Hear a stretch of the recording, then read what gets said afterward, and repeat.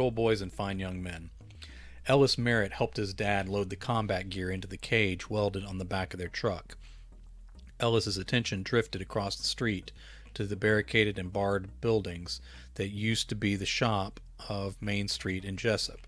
It wasn't the shops, but Beth standing there talking to Kevin that had his attention. Ellis thought, not for the first time, that he should have told her how he felt about her a long time ago. Back when they were in school, back before the world ended, would have been a good time to say something.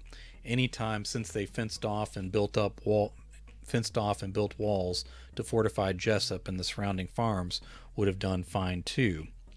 If an apocalypse didn't give you the courage to share your feelings, maybe there wasn't much hope for you. Beth leaned up to kiss Kevin full on the mouth, even with other adults walking all around them on this busy morning. Ellis sighed out all his breath and felt deflated. His dad clapped him on the back with a sharp pain through the chill of the morning. It was loud enough the others turned to look. Maybe they confused it for a gunshot at first. Dad asked, "Something wrong with your head?" Ellis paused and his eyes left contact with his father before he dug up an answer. It wasn't the question, but the tone Ellis recognized as trouble. That stayed the same before and after the collapse of society. It told Ellis he had committed some sin or minor stupidity that required addressing. Everyone knew why they were here and what was to come, but Dad was asking about something to do with the boy's performance, attitude, or disposition. Ellis took his shot and answered, "Just trying to get my thoughts in order, get myself focused on what needs doing. Do it without distracting yourself on anything other than the business at hand. Today is a killing day, and if you don't have your head right from the very start, it will be your day to die. Understood?" "Yes, sir." Ellis kept his eyes down as they finished tying... Okay, I think I have that spelled right. As they finished tying everything off. Head down and constantly working seemed to be the posture Dad preferred from his son. After they finished that, Ellis set about adjusting his personal gear. Again, he kept his eyes cast down for his father's benefit. The camo layers he wore were thick, which was good for the morning chill, but would be stifling once the fighting started. The protective layers would mean nothing if he had loose seams. They'd be leaving him out in the field if he screwed that up. All the connections appeared solid, but he checked over them 2 more times. Adding a period, sorry. Ellis pulled up his hood and made sure the mask and coverings were all good. After that, he pulled them back down to breathe easier and feel the sunshine a little while longer. The other guys gathered around the vehicles and loaded up as drivers and gunmen stepped into the cabs. Kissing Kevin, Lester, and Sutton. This sounds... Let me move these around, otherwise it sounds like they're all kissing. That's not what I meant. Alright, Lester, Sutton, and old kissing Kevin climbed into the cage behind Ellis's dad's truck. He followed them up and closed the gate. Other guys climbed behind the rest of the trucks that had less gear stowed. The 4 boys in Ellis's truck found places to sit or squat as best they could. Dad's truck lumbered out first, and the others fell into line, following close to each other's bumpers but keeping a steady distance as they rolled. They left the populated pocket of town. A number of people watched, but no one waved. Ellis looked at Kevin's profile and then searched the passing street for Beth, but did not see her. All right, let me fix that typo. All right, they rolled between fenced-off farms. A couple guys opened the first set of gates, and the convoy rolled through. They closed the gates back behind the last truck before rolling up. I'm using the word rolling too much. I'll say up here they drove through. That's a simple thing you can do with a truck, is drive it. They closed the gates back behind the last truck before rolling open the solid steel sheet metal barrier between Jessup and the rest of the open world. Dad took a right on the next street outside, and the others, again, fixing typos, that's part of editing. The others followed at a set distance from one another. They rolled. Whew, I fell in love with the word rolled, didn't I? They traveled. They traveled along the rust-colored walls of Jessup and then left those behind as well. The wind was stinging cold inside the cage where the boys huddled, rocking back and forth with the motion of the vehicle. Still, Ellis left his hood down for now. Nobody spoke. There was no ball-busting or chatter on any topic. Ellis couldn't hear the other vehicles, but he suspected they observed the same weighty silence. Time passed slowly as they rolled. I'm going to leave that one in. As they rolled quickly through toward the killing ground. They made a turn at the Longford funeral home. The parking lot was cracked and empty, except for long yellow grass breaking through in uneven rows. Vines climbed and separated the old brick. A few panes of glass had broken out. Rotten wood showed termite damage at the connections. The place was of no use anyway, because all the dead were outside now, rotting in the open air. Keene Lake, okay, the L should be capitalized in Lake, because I made it a proper name. Keene Lake rolled into view. Let's say rose into view. Sorry, I'm disgusted with myself for using the same word over and over again. I'm never going to be able to use the word rolled the same way again after this story. Keene Lake rose into view to their right. It sat flat, dark, and still, with twists of mist hovering over its surface and around the edges. Dad left the road just past the lake, and the convoy circled out with him. As the wheels laid down the tall grass, the open ground revealed more trucks, more men, and more armed boys already here. The convoy stopped a little shy of where they would have otherwise parked without the company waiting for them. All right. Without the company waiting for them, Dad opened his door as quickly as he could put the truck in park. Arm up, boys, and be ready. It's I need another comma there, sorry.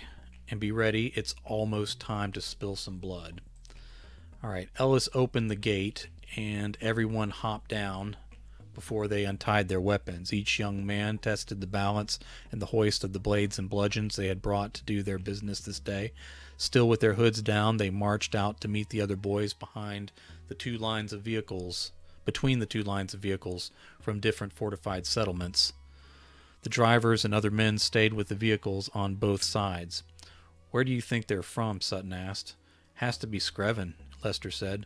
"Why does it have to be Screven?" Kevin asked. Ellis answered, "If they came from anywhere else around, we would have seen them passing our walls." Kevin took a deep breath and let it out. He licked his lips, the same lips Beth had kissed with all she had to give. He said, "We're pretty far from Screven."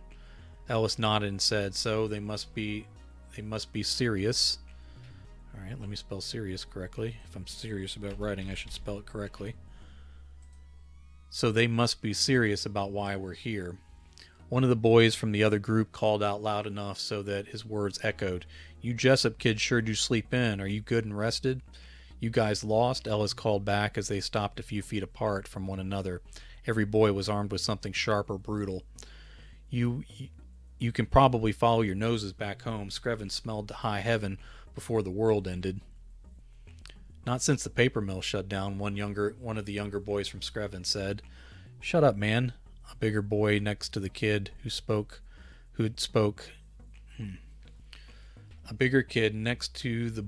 A bigger boy next to the kid who spoke of the paper mill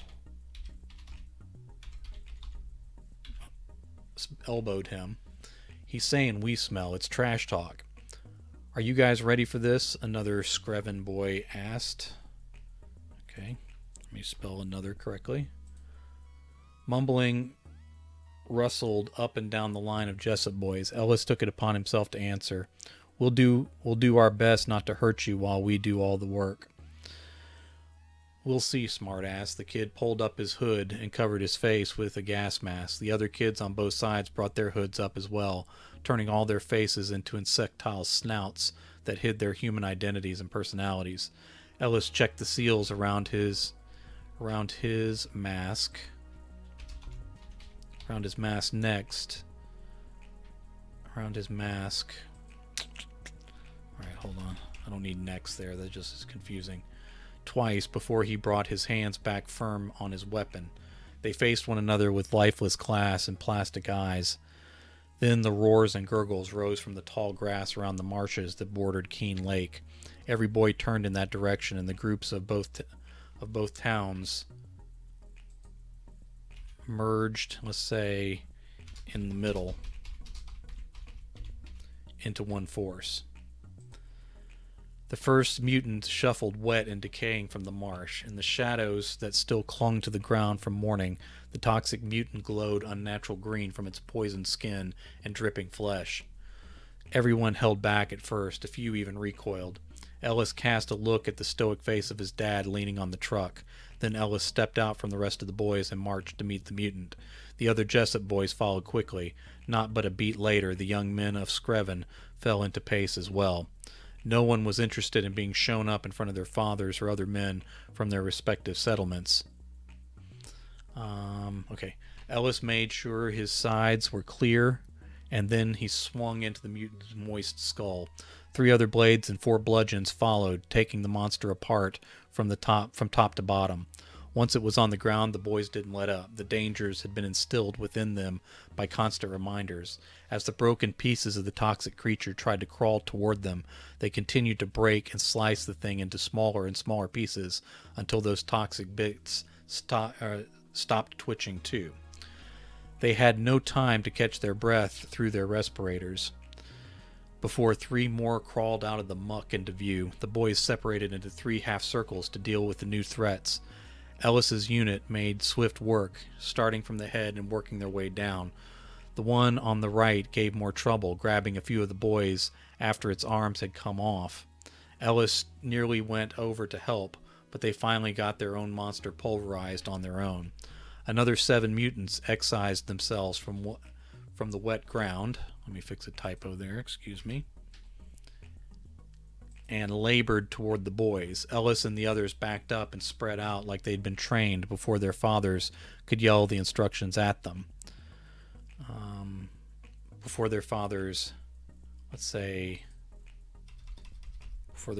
had a chance to yell the instructions at them. Let's say again. I just want to make it clear that it's that day and not a flashback they're having.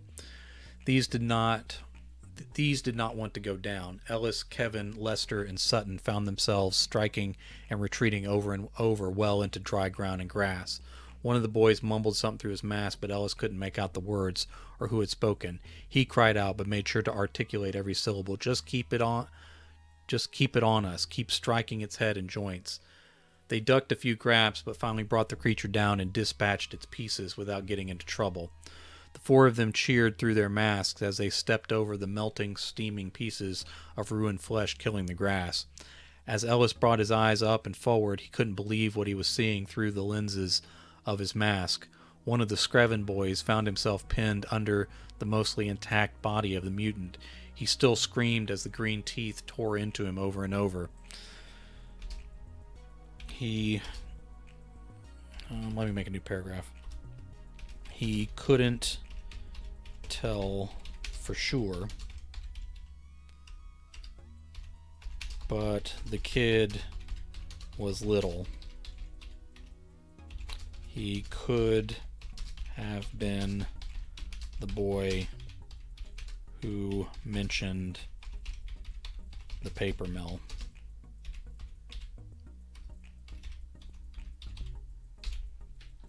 Okay. Kids from the other pockets of fighters from both towns stood over their defeated mutant flesh, but only watched as the surviving mutant feasted. One of the older men from Screven, with no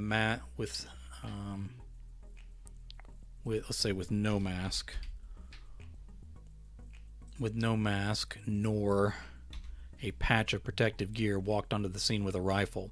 The boys around the attack backed up a step. The old man shot the boy instead of the monster. The mutant didn't seem to mind as he continued to eat.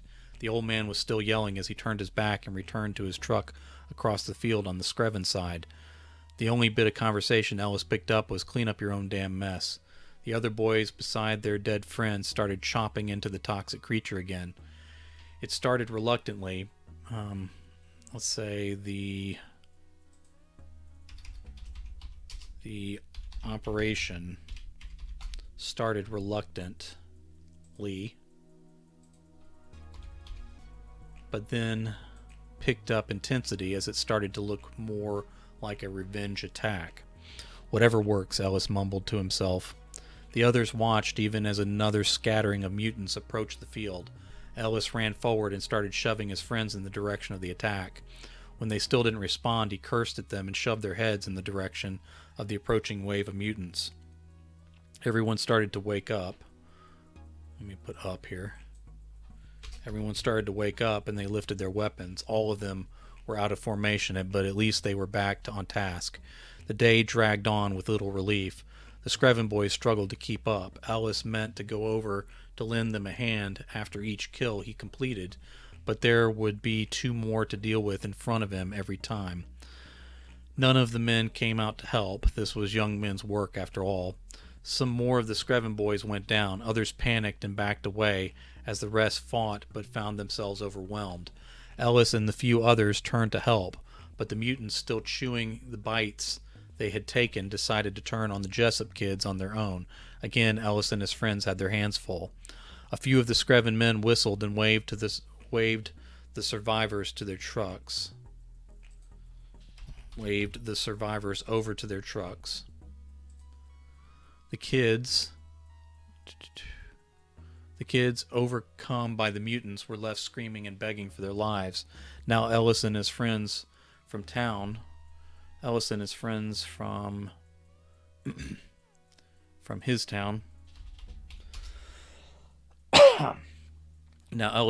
from his town found themselves backing away as they fought. No one from Jessup whistled or called a retreat, so their fight continued. Let me get some water, I'm sorry.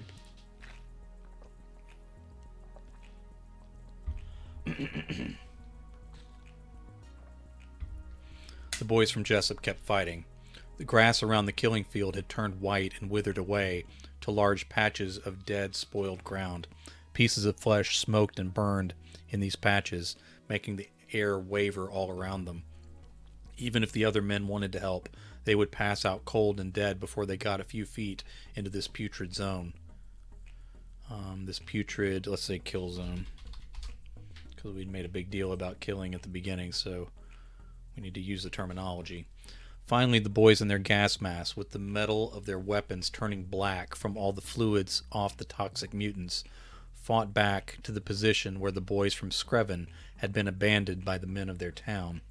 There wasn't much left, but at least the last few feeding mutants were distracted. The boys made short work of them. It was short for their weary muscles and for the amount of chopping required to make all these pieces of a mutant finally go still. The others, I need to make that plural, the others started to walk away.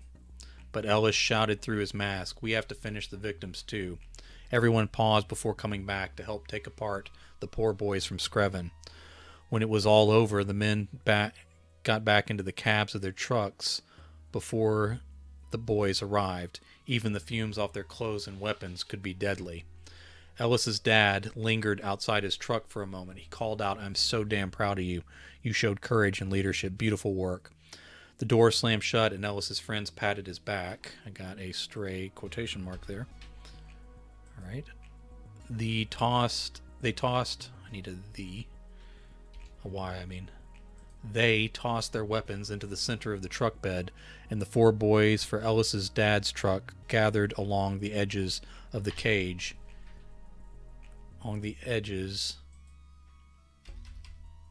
Inside the cage.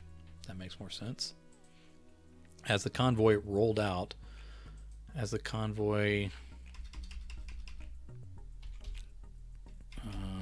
say circled out, because they kind of had to go back around the field to get to where they're going.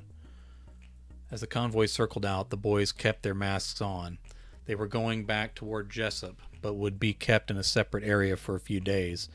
Ellis wasn't looking forward to the detox washdowns. It hurt his skin. Let's say it always hurt his skin. It always hurt his skin. It was hard to hear through the mass and the wind of the speeding trucks, but one of the guys yelled, "How many do you think Screven lost today?" If anyone answered, Ellis didn't hear it. He knew he had no answer. Kevin shouted out from across the cage from Ellis, "I miss Beth. I wish I could see her sooner." Ellis felt comfortable staring at Kevin through the concealment of their masks. He felt a swirl of toxic jealousy, let's say, burn inside him. Burn inside his gut. There we go. There weren't as many options, let's say, for girlfriends. There weren't as many options for girlfriends since the world ended. He should have had the courage to tell Beth how he felt sooner.